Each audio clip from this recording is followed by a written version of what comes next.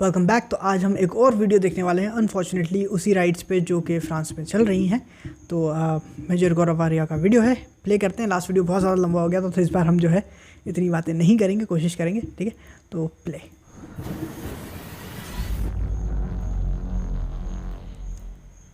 Queen थी उनकी कि इसको इस्लाम में कन्वर्ट हो जाना चाहिए, क्वीन एलिजाबेथ को, और बकिंगहम पैलेस को उसको मस्जिद बना देना चाहिए। और फ्रीडम ऑफ स्पीच है, आप कुछ भी कह सकते हैं। हाया सोफिया को टर्की में हाया सोफिया, उसको यार वो चर्च था, उसको मस्जिद बना दिया यार।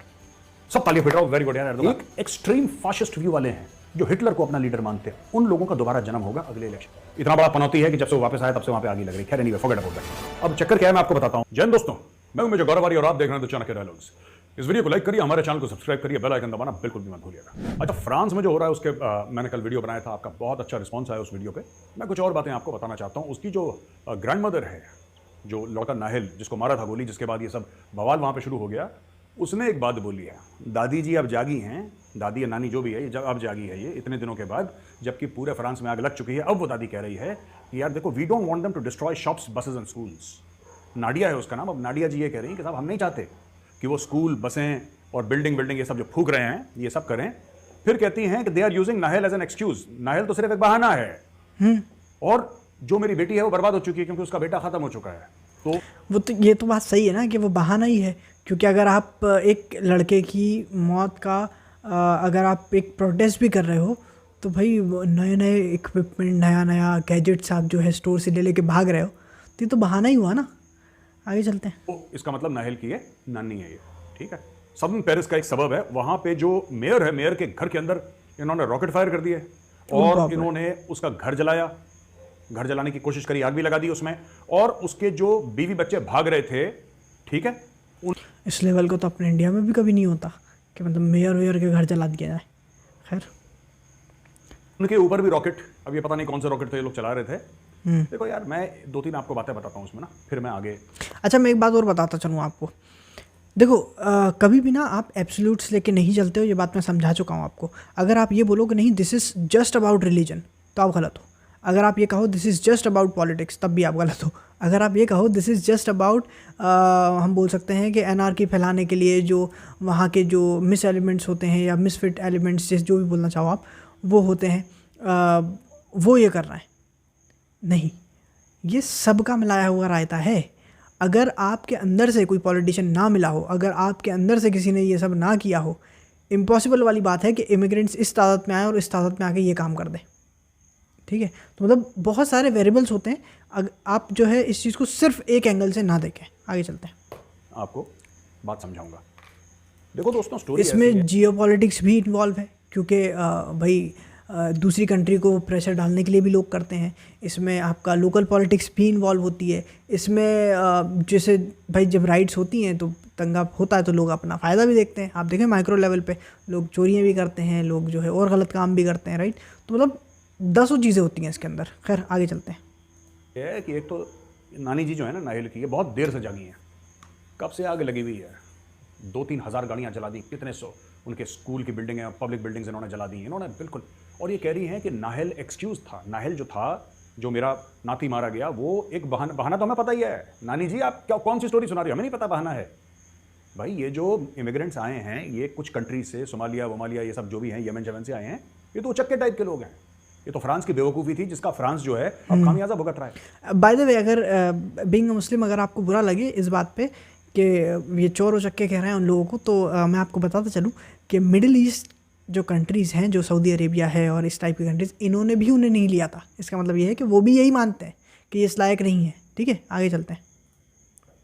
और भारत के भी लेफ्ट जो लिबरल हैं, वो क्या स्टोरी सुना रहे हैं आपको पता है कि नहीं, इनके साथ कुछ ना कुछ अत्याचार हुआ है इसलिए सब कर रहे हैं, इनके साथ बुरा हुआ है। क्या बुरा हुआ है इनके साथ यार, क्या बुरा हुआ है इनके साथ, बताओ हुआ क्या है बुरा। मैं बताऊं, प्रोटेस्ट ऐसे भी हो सकती थी कि आप सारे लोग, जितने लोग निकले हैं दंगा करने, उतने ही लोग सड़क पे बैठ जाते जाके, हम तो नहीं उठ रहे यहाँ से, बुलाओ उसको और दो सज़ा, राइट। इस तरीके से भी प्रोटेस्ट हो सकती थी। आगे चलते हैं। ये मैं आपको बता रहा हूँ, ये जो रेडिकल इस्लामिस्ट हैं और जो लेफ्ट है ना, इनका एक मैरिज ऑफ कन्वीनियंस है कि चलो हम लोग एक काम करते हैं, हम लोग। अच्छा, ये भी एक इम्पॉर्टेंट चीज़ है, मुस्लिम्स को समझ में नहीं आता कि हम जो है यूज़ किए जा रहे हैं। अभी नाम ख़राब हुआ किसका हुआ, मुस्लिम्स का हुआ। करवाया किसने, वेस्ट जो जो बोलते हैं लेफ़्ट का जो है, वेस्टर्न लेफ़्ट जो है वो, समझो, वो जो है अपना उल्लू सीधा करने के लिए हमको यूज़ करते हैं और हमारा नाम ख़राब करते हैं, समझे? आगे चलते हैं। तो गठजोड़ भारत में आपको नहीं दिखता ये? आप हर टीवी डिबेट में देखिए, एक रेडिकल इस्लामिस्ट बैठा है, उसको सपोर्टिंग फायर देने के लिए एक कम्युनिस्ट बैठा रहता है वहाँ पे। कम्युनिस्ट हो गए, लेफ्टिस्ट हो गए, ये पीछे से बैठ के करते हैं, ये लिखते हैं, पढ़ते हैं, बोलते हैं, आगे फ्रंट लाइन पे हमें खड़ा कर देते हैं। और हमारे यहाँ के इतने समझदार लोग हैं कि वो पहुँच भी जाते हैं, उन्हें पता ही नहीं चलता कि हम अपना ही नुकसान कर रहे हैं। आगे चलते हैं। तो झोला वोला पहन के, खादी का कुर्ता पहन के अपने आप को, और वो खादी जो कि फ्रीडम स्ट्रगल में यूज करा गया था, उसी का फायदा उठाएगा। ये ऑप्टिक्स है ना, ये तरीका है, ये तरीका है। By the way, left is suppose to be people जो कि पुअर क्लास से आते हैं। आजकल जो है दुनिया भर में, आजकल जो है लेफ्ट जो है वो मतलब मिलीनियर लेवल से तो बात ही नहीं करते नीचे। आगे चलते हैं। आपको क्योंकि खादी से एक विशेष लगाव है भारतीयों को। Khadi was the symbol of the freedom struggle Bharat में, जो खादी था। तो लोग बड़ी शान से, बड़े शौक से पहनते हैं। तो वो दे हैव सॉर्ट ऑफ क्योंकि हमने वो जो वेस्टर्न क्लोथ्स थे उनको हमने बाइकआउट कर दिया था, तो फिर जो अवेलेबल था उस हिसाब से फिर हमने ये चूज़ किया था। आगे चलते हैं। Taken that simple. और वो हर समय आप देखेंगे खादी वादी पहन के कोई कम्युनिस्ट वहाँ पे होगा और वो ज्ञान बांट रहा होगा और रेडिकल इस्लामिस्ट को सपोर्ट कर रहा होगा। भारत में होता है, ये बाहर भी होता है, ये हर जगह होता है। जहाँ पे आग लगी दुनिया में, आप वहाँ पे कम्युनिस्ट को देखोगे, आप वामपंथी को देखोगे। जहाँ पे बुरी आग लगी है, जहाँ पे कुछ ना कुछ खुजली होती है ना, जैसे सिविल वॉर टाइप की चीज़ें बोल रहा हूँ मैं, जैसे कि गृह युद्ध अगर हम बोल रहे हैं तो गृह युद्ध टाइप की अगर कोई स्थिति हो गई या बहुत ज़्यादा प्रोटेस्ट हो गए, वायलेंट प्रोटेस्ट हो गए, मैं उनकी बात कर रहा हूँ। मैं ऐसा नहीं कर रहा कि दो देशों की जंग हो गई तो उसमें कम्युनिस्ट इन्वॉल्व है। मैं कह रहा हूँ कि अगर इस तरीके का मामला हो गया, आप कम्युनिस्ट का हाथ दिखेगा वहाँ पे। Internal unbalancing. आप शाहीन बाग में देख लीजिए, आपको कम्युनिस्ट दिखेंगे। आप फार्मर प्रोटेस्ट में देख लीजिए, आपको वहाँ पे भी कम्युनिस्ट आगे बैठे, वही चेहरे, सेम चेहरे, प्रोफेशनल प्रोटेस्टर्स। इनका काम ही, मैं इनसे कहता हूँ, तुम लोग खाना तुम खाते हो, पैसे कहाँ से आते हैं? तुम जो गाड़ियों में चलते हो, पैसे कहाँ से आते हैं? क्योंकि जॉब तो तुम कोई करते नहीं हो, काम तो तुम करते नहीं हो। तुम लोग प्रोफेशनल प्रोटेस्टर्स हो। जहाँ पे कुछ होगा वहाँ पे पहुँच जाएंगे। खैर आगे चलते हैं। जहाँ पे कुछ प्रॉब्लम होगी वहाँ पे they will stand with you and they will say कि हम आपके साथ खड़े हैं। क्यों खड़े हैं? कुछ प्रोफेशनल प्रोटेस्टर्स हैं। Anyway, coming back to the point, ये जो लोग हैं जिन्होंने फ्रांस में आग लगाई है, मैं फ्रांस की गवर्नमेंट को एक बात कहना चाहता हूँ। आपने फ्रांस के लोगों को निहत्था छोड़ दिया, ठीक है? आपने फ्रांस के लोगों को इतना निहत्था छोड़ दिया कि वो अपनी रखवाली करने के लिए उनके पास हथियार नहीं है। इसी चीज़ की मैं अमेरिका में रिस्पेक्ट करता हूँ। दसियों प्रॉब्लम्स हैं इस चीज़ को लेकर जो मैं बताने वाला हूँ आपको। दसियों प्रॉब्लम है अमेरिका में, शूटिंग्स हैं, किलिंग्स हैं, स्कूल में ये सब, ये बकवास होती रहती है अमेरिका में। लेकिन इस चीज़ को मैं ना अब समझ में आया मुझे इसका कि वाई इट इज़ रिक्वायर्ड। और अमेरिका के जो फाउंडिंग फादर्स थे या उनके बाद जो लोगों ने अमेंडमेंट करी, फाउंडिंग फादर्स ने एक बनाया एक आइडिया कि there will be a militia. आप पढ़िए अमेरिकन कॉन्स्टिट्यूशन, वो पढ़ने की चीज़ है यार। You read the American constitution, you realise कि वो कितने दूरंदेश मैंने पढ़ा नहीं है, अब कोशिश करूँगा, वक्त मिलेगा तो पढ़ लूँगा। जो होते हैं ना लोग, उन्होंने आज से 250, 300, 350 साल पहले वो चीज़ सोची थी। आप सोचिए क्या दिमाग उन्होंने लगाया होगा। मैंने ये जो उसके थे ना यूनाइटेड नेशंस के यूनिवर्सल ह्यूमन राइट्स, वो मैंने पढ़ा था, वो वाकई कमाल की चीज़ है। आगे चलते हैं। जो सेकंड अमेंडमेंट है ना अमेरिका में, वो कहती है कि हर एक अमेरिकन का हक है कि वो हथियार कैरी करे अपने साथ। हर एक अमेरिकन का हक है। यहाँ पे अगर फ्रेंच वाले लोगों के घरों में हथियार होते ना, सेकंड अमेंडमेंट होती है और सबके पास हथियार होते, फिर देखते हैं लोग क्या करते। अगर वो पत्थर फेंकते तो यहाँ से गोली का जवाब आता। पर ये फ्रांस की एक बहुत बड़ी कमी है, बहुत बड़ी कमी है। और मैं आपको बता दूं, वो मुझे किसी ने भेज दिया, किसी भले मानुस ने। मेरा जो आर्टिकल है, तो आर्टिकल मैं लिंक में आपको डालता हूँ। जो आर्टिकल मैं बोल नहीं रहा था आपको कल, मैंने संडे गार्डियन के लिए लिखा था, फिर संडे गार्डियन ने निकाल दिया उसको वहाँ से, they remove that this thing. वो आर्टिकल मिल गया है कहीं पे, तो वो मैं लिंक में डाल रहा हूँ, आप देखिए उसको ध्यान से, उस आर्टिकल को पढ़िए। I would request the editor कि एडिट। अच्छा, एक और इम्पॉर्टेंट चीज़ मैं बताता चलूँ, वो ये है कि अगर आप इसी चीज़ को फॉर मुस्लिम ऑडियंस में मैं बता दूँ आपको, ये मान के चलो कि फ़्रांस में एक कम्युनिटी है जो कि अफ्रीका से है और वो ये हरकतें कर रही है। अब आप क्या कहोगे? अगर वो मुस्लिम नहीं है फिर आप क्या कहोगे? राइट? तो क्या होता है कि जस्ट बिकॉज हमें ऐसा बना दिया गया है कि जस्ट बिकॉज कि वो जहाँ आ जाता है ना कि वो मुस्लिम है तो बस सारे गुनाह माफ़ हैं, वो कुछ भी करते नहीं। हमें इससे बचना चाहिए। राइट? अगर वहीं पे अगर कोई और कम्युनिटी होती और वो ये हरकत करती तो हम खुद भी खड़े होकर कहते कि नहीं, ये गलत कर रहा है। राइट? तो वैसे ही हमें बैलेंस बना के रखना पड़ेगा, ये इंपॉर्टेंट है। आगे चलते हैं। एडिटर उसको लिंक में डालें। भाई साहब, ऐसा गदर मचा रखा है पूरे यूरोप में, बिल्कुल कि आप समझ लो कि आग लगा रखी है यूरोप में। एरियाज ऐसे बना रखे हैं, शरिया जोन्स हैं, नो-गो जोन्स हैं। एक अंजुम चौधरी करके यूके का प्रीचर है, वो पता है क्या बोलता है? आपको विश्वास नहीं होगा, वो कहता है कि रानी, उसने तब बोला था एलिजाबेथ जब जिंदा थी, जो क्वीन थी उनकी, कि इसको इस्लाम में कन्वर्ट हो जाना चाहिए, क्वीन एलिजाबेथ को, और बकिंगहम पैलेस को, जो जहाँ पे अभी किंग चार्ल्स रहता है, जो पहले प्रिंस चार्ल्स था, अभी किंग हो गया, वो जहाँ पे रहता है, उसको मस्जिद बना देना चाहिए। और फ्रीडम ऑफ स्पीच है, आप कुछ भी कह सकते हैं भाई, आप कुछ भी कह सकते हैं, आपका हक है। तो ये जिस मुल्क से आते हैं जहां पे कूड़ा कबाड़ा छोड़ कर आते हैं, फिर एक अच्छी जिंदगी के लिए जिस मुल्क में आते हैं उसको भी कूड़ा कबाड़ा कर देते हैं ये अंजुम चौधरी जैसे लोग। इस पे और मैं कहीं बाय द मैं वे, इस पे सॉरी मैं रोक रहा हूँ, इस पे ना वो पाकिस्तान के एक इंटेलेक्चुअल हैं, आई थिंक बड़ा अच्छा नाम है यार उनका, टाइम पे नाम भूल जाते हैं, हसन निसार साहब। उन्होंने बड़ा अच्छा लेक्चर दिया था इस पे कि वेस्ट को तुम कितना गलत कहते हो और वहीं तुम अगर मिडिल ईस्ट चले जाओ तो क्या हाल करते हैं वो तुम्हारा। आगे चलते हैं। इंडियंस और पाकिस्तानी जो मुस्लिम्स हैं ना, मैंने उनसे मुझे मिलेगा तो फिर अपन देखेंगे साथ में। कभी जो नॉर्मल लोग हैं, ढंग के लोग हैं, वो खुद इनसे परेशान है।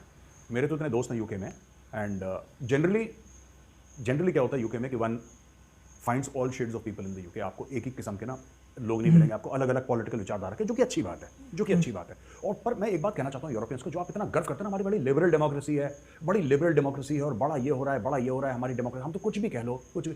देखो आप ना सुनो, एक बात हर समय ध्यान रखना, डेमोक्रेसी एक ऐसा गेम है जिसके कुछ रूल हैं, जिसके कुछ नियम हैं, और जब सभी लोग उन नियमों को मानेंगे ना, तब जाके डेमोक्रेसी फलेगी फूलेगी।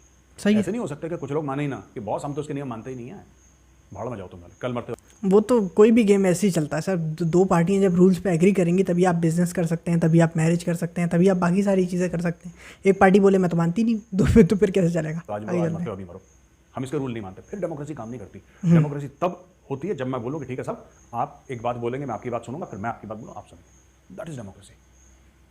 और वो नहीं बन पा रहा वहाँ पे यूरोप में। यूरोप अपने आप को कितना भी बोल ले, अभी 10% उनकी पॉपुलेशन है फ्रांस की। कोई बता रहा था आंकड़े मुझे, I don't know how far it is correct, कोई कह रहा था 10% भाई साहब वहाँ पे लोग हैं जो ऐसे रेफ्यूजीज बाहर से आए, जिसमें से काफ़ी इलीगल हैं, और ये करते हैं यार। अब ये जो नाडिया जो है, उसकी नानी नाहल की, वो कह रही है कि रोको रोको। नानी जी आपका पहले मुंह से कुछ नहीं निकला, रोको रोको, तब आप भी मजे ले रहे थे, हैं जी। इन्होंने पूरा लूट लिया फ्रांस को। अब इससे होगा क्या, मैं आपको बता रहा हूँ। ये देखो, ये देख रहा हो। अब आप कहो सब इनका बड़ा दिल दुखा हुआ है यार, ये कैसा दिल दुखा हुआ है कि आप स्टोर दूसरे की प्रॉपर्टी चला रहे हो, आप दोगे इसका हक। खैर ये इतनी खतरनाक ताकतें हैं यूरोप की, मैं 1 मिनट लेके आपको बता दूं, फिर दोस्तों नेक्स्ट उसमें जाता हूं। इतनी खतरनाक ताकतें हैं, इतनी खतरनाक ताकतें हैं यूरोप की। यूरोपियंस तो अभी जो ये हमें वोक टाइप के दिखते हैं, लिबरल टाइप के, ये ऐसे थे थोड़ा ना 80 साल पहले। हिटलर कहाँ से निकला था, एडोल्फ हिटलर, सोचिए जरा। मसोलिनी कहाँ से निकला था। ये तो खून खराबे वाले लोग हैं, ये खून खराबे वाले लोग हैं। अब ये सॉफ्ट हो गए थोड़ा सा। इसे आप ऐसे समझो कि एक आदमी ने कुछ गलत काम कर दिया, और काफ़ी गलत काम कर दिया। अब उससे ना गिल्ट है उस चीज़ का कि यार मैंने गलत कर दिया था, यार मैंने गलत कर दिया, मुझे माफ़ करना, राइट। और फिर जो है सामने वाला उस बात का फ़ायदा उठाए और 2 तमाचे दे खींच के, और वो सामने वाला गिल्ट में बर्दाश्त कर ले। आप ये नहीं समझ रहे हो कि अगर आपने उसको मारना बंद नहीं किया ना, तो एक मोमेंट आएगा जब वो ये सोचेगा कि यार ठीक है ना, गिल्ट तो है ही ना, थोड़ा और सही। और फिर उसके बाद जो हाल होगा ना, वो ये समझ नहीं रहा है। ठीक है, आगे चलते हैं। अब ये हो गए सॉफ्ट। मैं आपको एक चीज़ बताता हूँ, आपको बड़ा ये दुनिया में ना बहुत एक अजीब सी चीज़ चल रही है, जो पुरानी चीज़ें वापस आ रही हैं। अब जो उनका फार राइट है ना यूरोप का, जिसको हम लोग कहते हैं कि सीधे बाजू की जमातें जो होती हैं, राइट विंग, वो राइट विंग तो ठीक है, लेफ्ट विंग भी ठीक है, राइट विंग भी ठीक है, होता है पॉलिटिक्स में। एक एक्सट्रीम फाशिस्ट व्यू वाले हैं, ये देखो, जो हिटलर को अपना लीडर मानते हैं। उन लोगों का दोबारा जन्म होगा अगले इलेक्शन में। उसका कारण है, जब आपने किसी बंदे की गाड़ी जला दी, उसका स्कूल जला दिया, उसके बच्चे का, उसका सब कुछ बर्बाद कर दिया, उसका घर लूट लिया, आपने रेप, आर्सन, जो भी करना था आपने करा, बिल्कुल ठीक है, जैसे कि नादिर शाह आता था वैसे आपने करा, राइट। आपने सब कुछ बर्बाद कर दिया। फिर वो आदमी किससे उम्मीद लगाएगा? वो क्या डेमोक्रेसी से उम्मीद लगाएगा? नहीं लगाएगा भाई, वो डेमोक्रेसी से उम्मीद नहीं लगा सकता, क्योंकि डेमोक्रेसी ने उसको निराश करा है। ये सच्चाइयां हैं ह्यूमन बिहेवियर की। मैं ये नहीं कह रहा कि मैं डेमोक्रेसी में बिलीव नहीं करता, मैं वो बात नहीं कह रहा हूं। मैं आपको सिर्फ ये कह रहा हूं कि इंसान के जो बीवी बच्चे, माँ बाप, संपत्ति को जो सुरक्षित रखे, वो उस पर विश्वास करता है। सही है, ये नेचुरल सी चीज है, ठीक है। अब आप मजबूर कर रहे हैं लोगों को हथियार उठाने के लिए, आप मजबूर कर रहे हैं कि फाशिस्ट पार्टी जो हिटलर को अपना बाप मानती हैं, आप उनको पावर में बैठाएं। वहां पे जापान में क्या हो रहा है मैं आपको बताता हूं, ठीक है। जापान में दोस्तों फिर से जापान मिलिटराइज हो रहा है। क्यों? चुपचाप बैठे थे जापानी, अपना काम कर रहे थे। वहां पे चीनियों ने लगातार हमला करने की कोशिश करी जापान के ऊपर। अभी की बात कर रहा हूं, कभी जापान के ऊपर अपने हवाई जहाज। जापान ने कई साल पहले, ठीक है, चीन का घुटने तोड़ दिए थे। ये जापानी इतने खतरनाक हैं, ये अभी पीसफुल हो गए हैं जब से। Japanese bye the way Chinese को लिटरली खा गए थे, उस मतलब खा गए थे बना के, ठीक है। उस लेवल की हरकतें करी थी इन्होंने चाइनीज़ के साथ, ठीक है। अब ये पता है क्या है दिक्कत, क्या है, there is always a good part and a bad part of any conflict. तो दिक्कत क्या है कि यहाँ आज जो हम टेक्नोलॉजीज़ यूज़ कर रहे हैं, कैमरा, मोबाइल फ़ोन, इंटरनेट, ये सारी चीज़ें उस खून खराबे से निकली हैं जो कि पूरी दुनिया में मचा था। वर्ल्ड वॉर 1, वर्ल्ड वॉर 2, ज़्यादातर टेक्नोलॉजीज़ वहीं से आई हैं। अगर आप उनकी ओरिजिन्स देखोगे तो वहाँ आएंगे। अब अगर तीसरी वर्ल्ड वॉर हो गई तो ये तो ठीक है कि हम बहुत आगे चले जाएंगे, लेकिन उस आगे जाने में जो जो खून खराबा होगा आप उसे इमेजिन नहीं कर सकते। ठीक है, जो खून बहेगा आप इमेजिन भी नहीं कर सकते उस चीज़ को। हाँ, ये है कि इस खून खराबे के बीच में, क्योंकि हर कंट्री कम्पीट कर रही होगी और प्रेशर होगा, तो आप ये समझ लें कि टेक्नोलॉजी कहाँ से कहाँ जाएगी आप सोच भी नहीं सकते। ठीक है, क्योंकि आप सोचें वर्ल्ड वॉर 1 से पहले की दुनिया और अब की दुनिया में कितना फ़र्क है। तो अब पता नहीं आगे कहाँ जाएगी, लेकिन उसके लिए फिर बहुत खून खराबा होगा, बहुत ज़्यादा, हद से ज़्यादा। ठीक है, आगे चलते हैं। इनके एटम बम गिरे हैं और इन्होंने सरेंडर कर दिया था। उसके बाद ये चुप हो गए इतने सालों से। अब फिर वो जापान जाग रहा है, वहाँ पे फिर वो जर्मनी जाग रहा है। मैं जापान के आपको एक दो बातें बताता हूँ, तब आपको पता लगेगा कि ये है क्या चक्कर। और ये बड़ी खतरनाक चीज़ है। मैं आज बोल रहा हूँ, आप मान के चलिए, वीडियो आप संभाल के रखिए। कौन सी शक्तियों को, वो कहते हैं ना कि एक पहाड़ था, वो कहानी आपने सुनी होगी, पहाड़ था, उसके पीछे राक्षस था और वो पहाड़ गया, उसने दरवाजा खोला, राक्षस निकल गया, फिर पूरे गांव को, शहर को बर्बाद करने लगा। ये वो राक्षस को छुड़ाने का काम कर रहे हैं बाहर वाली शक्तियाँ। ये जो मोरक्को के और सीरिया के, जो फ्रांस में कर रहे हैं ना, और जो इंग्लैंड में कर रहे हैं, बेल्जियम में कर रहे हैं। मैं आपको एक कहानी सुनाता हूँ, मुझे याद आ गई। एक बार ना हमारे जो हाफिज़ साहब थे, जो हमें कुरान शरीफ पढ़ाते थे, उन्होंने एक कहानी सुनाई थी हमें। तो होता ही है कि एक बच्चा ना जिसके पैर नहीं होते, वो ना नदी किनारे बैठा होता है और बड़ा अफसोस में होता है। वो देख रहा होता है कि 3 बच्चे नीचे खेल रहे हैं नदी के अंदर, राइट, स्विमिंग कर रहे हैं, खेल रहे हैं। वो बड़ा दुखी होता है और बड़ा रो रहा होता है, राइट। तो वो जो है बाकी जो अल्लाह के साथ जो फरिश्ते होते हैं, जिब्राइल, उनसे कहते हैं, अल्लाह मियाँ देखो ये बच्चा, देखो कितना मासूम है, कितना जो है क्या कहते हैं, मतलब अफसोस कर रहा है, बैठा है बेचारा, खेल नहीं पा रहा, राइट। अगर अल्लाह मियाँ अगर आप उसके पैर दे देते तो कितना अच्छा होता, वो भी बेचारा खेल लेता, बच्चा है वो भी। तो अल्लाह मियाँ कहते हैं, अच्छा ठीक है, दे देते हैं, उसको पैर दे देते हैं साहब। वो झट से छलांग लगाता है नदी के अंदर और तीनों बच्चों को डुबा देता है। समझो इस कहानी का जो है ना इम्पॉर्टेंट चीज़, समझो इस बात की। एक बच्चा नदी के किनारे बैठ के अफसोस में बैठा हुआ था। जिब्राइल साहब को जो है अफसोस हुआ उस बच्चे पे। तो अल्लाह मियाँ से कहा कि साहब उसको पैर दे देते तो बड़ा अच्छा होता, वो भी बच्चा खेल लेता। तो अल्लाह मियाँ ने पैर दे दिए। वो वहीं से आदमी जो है वहीं से कूदा और कूद के उन्होंने तीनों बच्चों को डुबा दिया। तो अल्लाह मियाँ ने उससे कहा कि सुनो, जब मैं किसी को तकलीफ़ देता हूँ ना, तो मुझे पता है मैं क्यों देता हूँ, ज़्यादा तरस खाने की ज़रूरत नहीं है।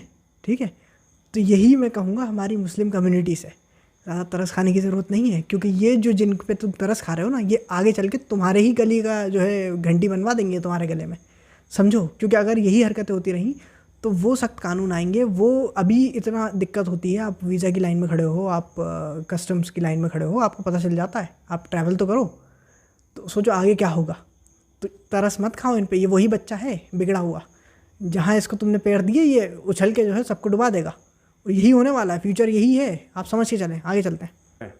ये वही शक्तियों को दोबारा जो पत्थर के नीचे दबी हुई थी, और 80 साल से वो शक्तियां सो रही हैं। 80 साल कह रहा हूं आपसे, आप नोट कर लीजिए 80 साल पहले क्या हुआ था। वो जो 80 साल से वो शक्तियां सो रही हैं ना, ठीक है, वर्ल्ड वॉर 78 ईयर्स, 80 साल 78 टू 80 ईयर्स के वो शक्तियां सो, उन शक्तियों को दोबारा जगाने का काम कर रहे हैं ये लोग। ये इनको पता ही नहीं है कि क्या है यूरोप यार।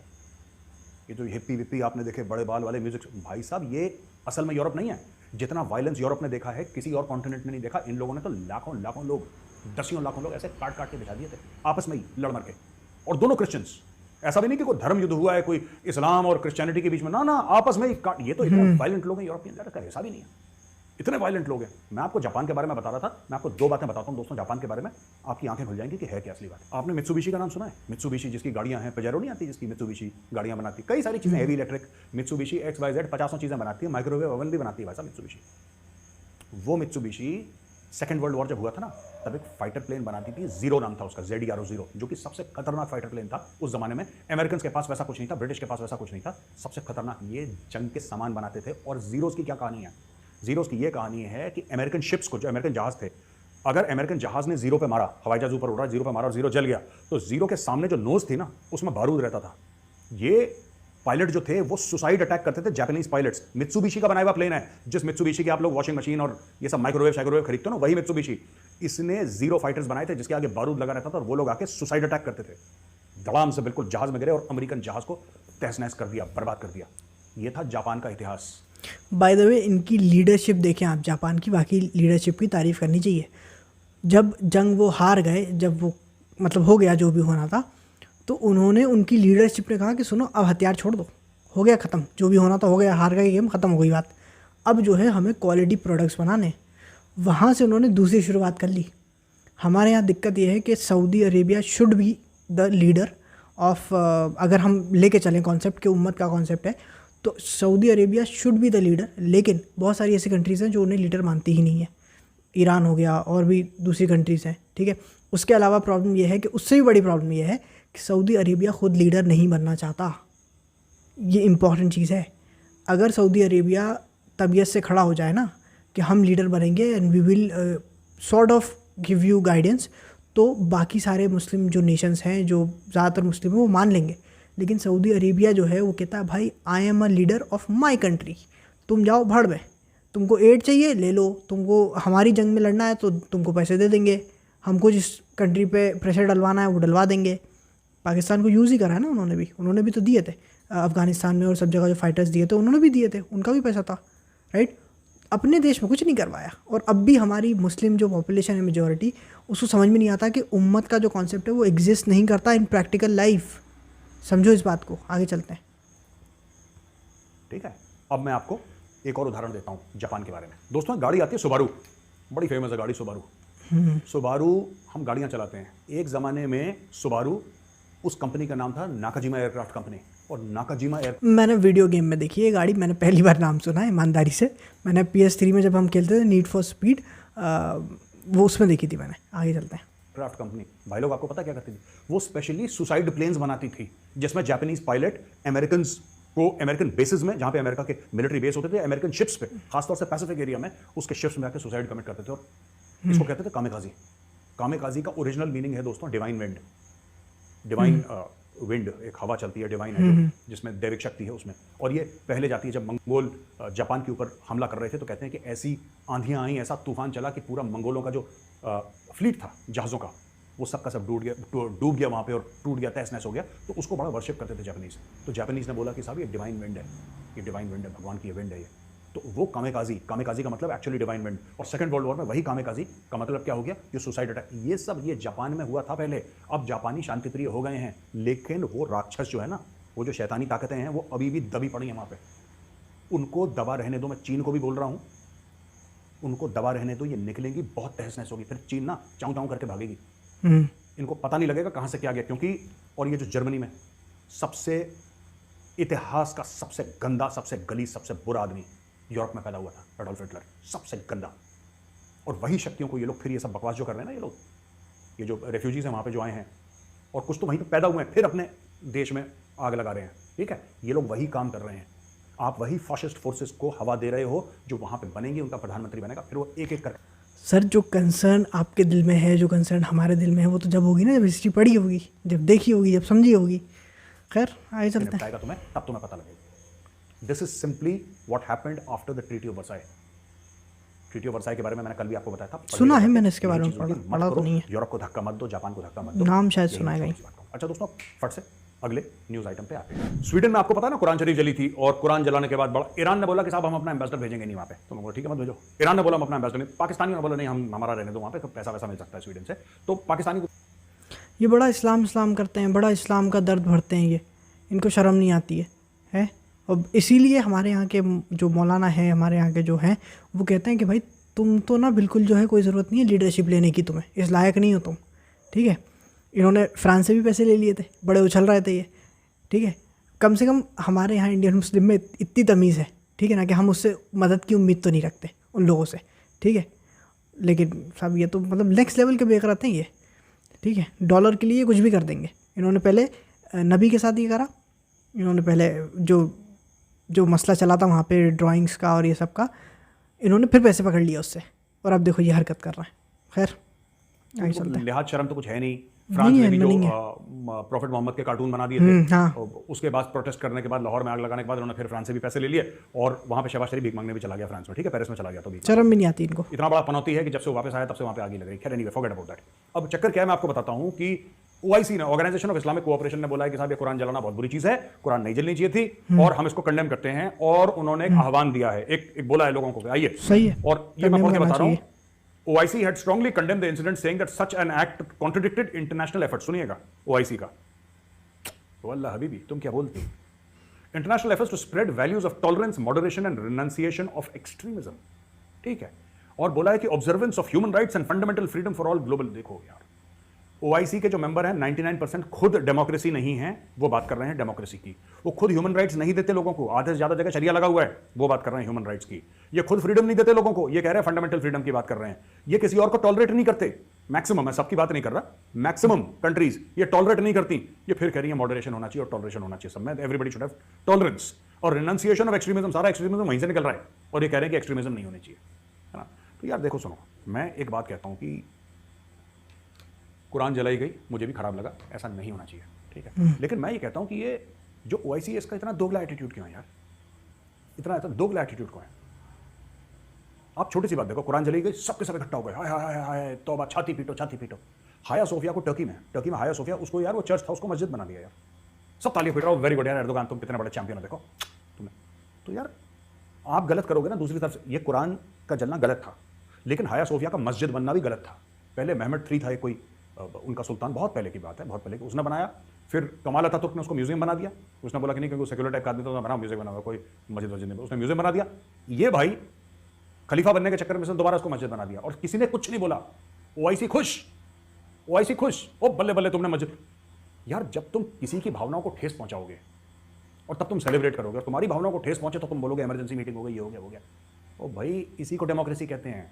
इसीलिए तुम्हें समझ में नहीं आती, क्योंकि तुम्हारे मुल्क में नहीं। डेमोक्रेसी है कि मैं आपको रिस्पेक्ट करूं, आप मुझे रिस्पेक्ट करें, और जब ये म्यूचुअल रिस्पेक्ट नहीं होगी तो क्लैश होगा, ठीक है। और फ्रांस को अब समझ में आ रहा है कि क्लैश क्या है। अब फ्रांस की थोड़ी अकल ठिकाने आई। 2015 में तो इनके इतने लोग मर गए, अभी मौतें नहीं हुई वैसी, लेकिन फ्रांस को मुझे लगता है कि एक थप्पड़ पड़ गया सॉलिड गाल पे, झन्नाटेदार वाला, और फ्रांस को अकल आ गई है। तो दोस्तों ये दो आइटम थे जो मैं आपके साथ, दो न्यूज आइटम थे जो मैं आपके साथ डिस्कस करना चाह रहा था। अब मैं आता हूं क्वेश्चन आंसर्स पे, अपने सबसे पसंदीदा और आपके सबसे पसंदीदा जो सेक्शन है इसका, आप में भाई सब। ऑलराइट, तो बेसिकली यही बातें हैं सर। खैर चलता रहेगा, बट इन दी एंड मैं आपसे ये कहूँगा कि देखो ये सब चीज़ें ना चलती रहेंगी, हम भी यहाँ टाइम पास ही कर रहे हैं, ठीक है। लेकिन हमारा एक और चैनल है जहाँ पे हम सीरियस बात भी करते हैं, जहाँ पर हम बात करते हैं जॉब के बारे में और दूसरी चीज़ों के बारे में। तो आप भी वहाँ आएँ और उस चीज़ को समझें, अपनी ज़िंदगी सुधारें। ये सब चलता रहेगा, आप हो तब भी चल रहा है, आप नहीं हो तब भी चलता रहेगा, ठीक है। कितने आए और कितने चलेगा, और ये चलता रहेगा, ठीक है। आपकी जिम्मेदारी आपकी खुद की लाइफ है, आपका फ्यूचर है, आपकी फैमिली है, तो उस पर ज़्यादा ध्यान दें, ठीक है। तो अपनी लाइफ बेहतर बनाएं, पैसा कमाएं और अच्छी ज़िंदगी देखें अपने लिए भी। तो काम वाम करें, कुछ सीखें चीज़ों के बारे में। तो उसके लिए आप हमारे दूसरे चैनल पे आ सकते हो। यहाँ टाइम पास के लिए ठीक है, लेकिन अगर आप दिन में काम नहीं कर रहे हो और आप सिर्फ वीडियो देख रहे हो तो गलत बात है, ठीक है, वो मत करना। एनीवेज, तो इतनी ही कहानी थी। आप जो भी आपका इसमें सोचना है वो आप ज़रूर बताएं, और इंतज़ार रहेगा हमें आपके कमेंट्स का। मिलते हैं दूसरे वीडियो में। लाइक शेयर सब्सक्राइब करना मत भूलना। अपना ख्याल रखें।